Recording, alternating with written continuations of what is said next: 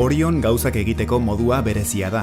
Estilo pertsonala, bai bere historian, bai kulturan, kiroletan eta baita gastronomian. Orio estilora. Orio naturaren ikuspegitik ingurune zoragarria duen herri arrantzalea dugu. Oria ibaiak itsasoarekin bat egiten duen gunean dago, mendi berde ederren magalean eta horregatik da Orio urdina eta berdea. Bi hondartza eder ditu, Oribarzar eta Antilla, eta paisaiaz gain bisitariei bere alde zaharraren historia eta xarma eta kaiaren arrantzale kutsua ere eskaintzen dizkie. Historia Orio estilora. Historian zehar testigantza interesgarria asko jaso dira. 16. mendean, Orioko itsasontziak Kanadako kostara joan ohi ziren baleak harrapatzera. Orio kaiaren egoera estrategikoari errotuta dago. Denboran ia aldatu ez den itsasadarraren eta elizaren inguruan hiri espazio nahasia eta xarmanta osatu zen. Orioko erdialde historikoa, Goiko kale bezala ezagutzen dena, 13. mendekoa da. San Nikolas elizatik hasi eta San Martin ermitaraino iristen da.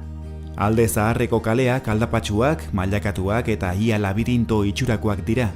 Arkaitzari loturik, itsas zaporeko espazio txikiekin, alboetako etxebizitzetara zenbait sarrera eginez.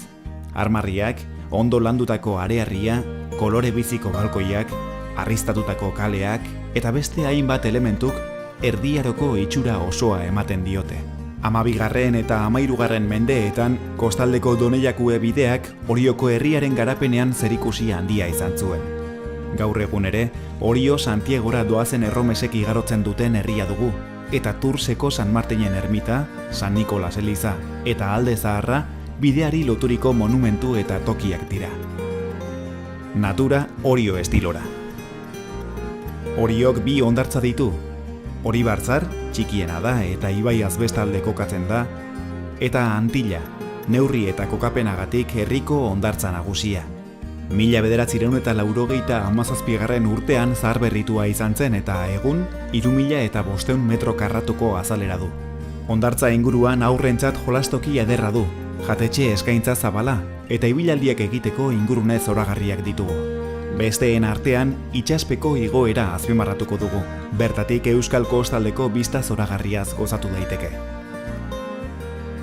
Kirola Orio estilora. Orio hitz egitea, arraunaz hitz egitea da. Gure arraunketaren jatorria 14. eta 15. mendeetan koka daiteke. Garai haietan, arrantzaleek baleak harrapatzeko arraunez mugitutako traineruak erabiltzen zituzten eta, seguru asko, traineru haiek berak erabiliko zituzten antxoa, sardina eta beste hainbat arrain harrapatzeko ere. Behin arraina harrapatuta, garrantzizkoa izaten zen aurrena iristea salmenta lekura, eta norgehiagoka haiek dira egungo arraunketaren aurrekariak. Arraunketak garrantzia handia du Orion. 1901 irabazi zuen herriko traineruak lehen aldiz Donostiako Kontxako estropada, eta geroztik beste 31 aldiz ere irabazitu.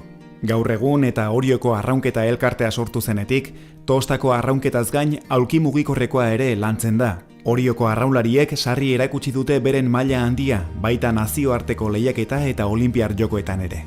Baina ez da arrauna Orion egin daitekeen kirol bakarra. Ingurunea ezin hobea da ibilaldiak egiteko, eta parapente zaletuek Kukuarri menditik salto egiten dute surfistez beteta egoten den Antilla hondartzara. Gastronomia Orio estilora. Orioko bisiguaren festak herria parrilla handi batean bihurtuko du. Herriko erretegi garrantzitsuenak beraien parrillak kalera aterako dituzte herriko plazara.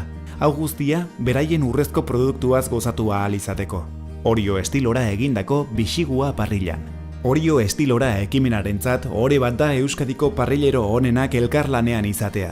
Andoni Manterola Jose Mari erretegikoa, Jose Miguel Zendoia Katxina jatetxekoa, eta Luis Mari Uranga Xixario erretegikoak beraien onena emanez gutizi gastronomiko honetaz gozatu ahal izateko. Bisigua parrillan Orio estilora. Parrillak herriko plazan jarriko dira, udaletxe ondoan, Oria ibai ertzean dagoen kokaleku bikainean. Bertan jankideak parrilleroen sugarrak ikusi ahal izango dituzte lehen mailako bisigu basatiak erretzen.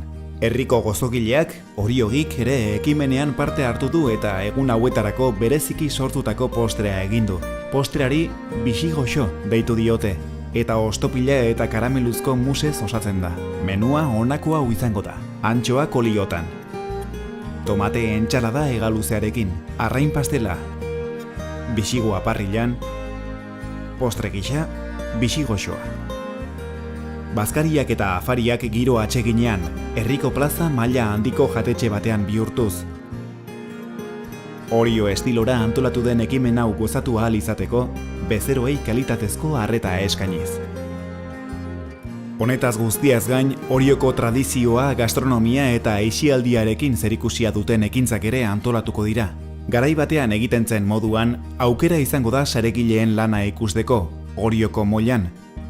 Bestalde, itsasontzi zibiltzeko aukera ere izango da Oriotik Donostiara. Orioko elkarte gastronomikoetako hainbat sukaldarik marmitako erraldoia prestatuko dute eguerdian eta gero raziotan banatuko dute jendearen artean. Igande eguerdian berriz, Euskolabeleko sukaldari batek hegaluzea erreko du parrilan. Bixigoaren festari esker, estilo asko duen herriaz gozatzeko aukera bikaina izango dugu. Orio estilora.